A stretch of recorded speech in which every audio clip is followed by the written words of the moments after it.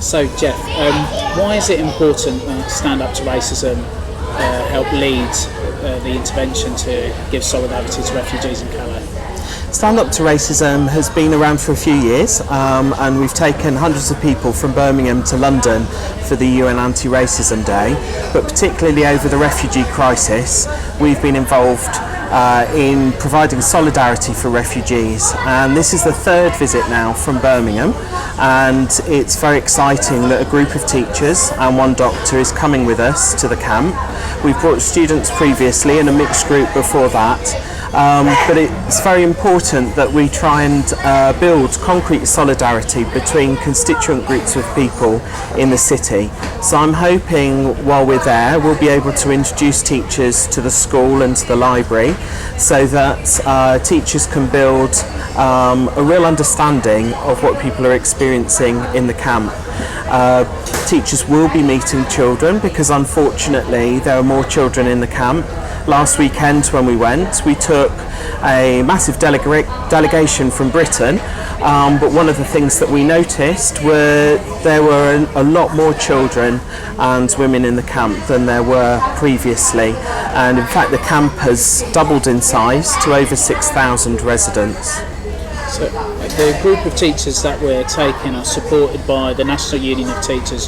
What do you think the role is for trade unions in helping to show what's going on in Calais? Trade unions play a tremendously important role in solidarity.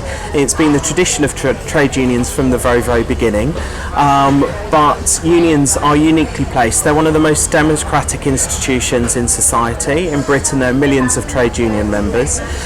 They provide essential services, and that's everything from our NHS to education to various different public services. So people play a very, very important role in the work that they do and have something to offer in terms of solidarity, but also collectively trade unionists hold a lot of influence, and we're hoping that by taking people on this experience that they will be able to understand the political situation much better, to be able to spread the word, to involve more people from their trade unions, but also to build connections with trade unions around the world, because trade unions are international organisations. They don't just purely look at the interests of workers in the industry they work in. They have also got a proud tradition of linking with workers all across the world, and I hope while we're there we might be able to build some connection with French trade unionists, and it's really through the process of linking people together that we were able to we can build change in society.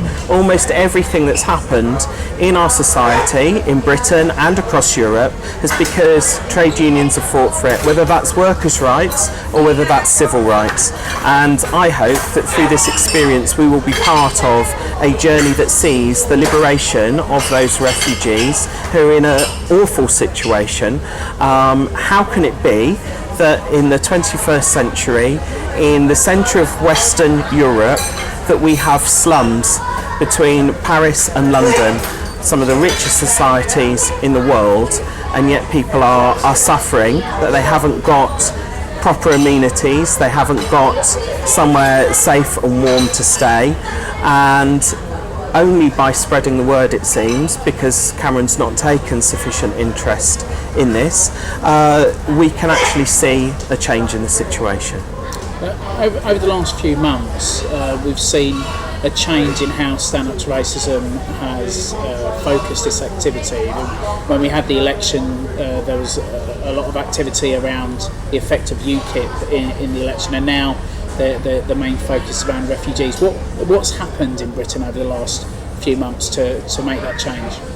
A couple of years ago, if we were to say what the biggest issue was in Britain in terms of anti-racism, it was fascist organisations, and I'm proud to have been part of Unite Against Fascism, working with trade unions and community groups to break the back of organisations like the BNP, fascist organisations. Since then we've seen emergence of groups like UKIP, particularly in the backdrop of the economic crisis, and we're seeing that across Europe as well. And I think really, the governments migrants and political parties just a few months ago were competing really about who could have a tougher stance on immigration, and we can see that can provide a major distraction from many of the things that people experience in terms of their standard of living, and it's very easy, I think, to deflect the blame of the economic crisis onto groups of people. In other words, scapegoating and dividing our society.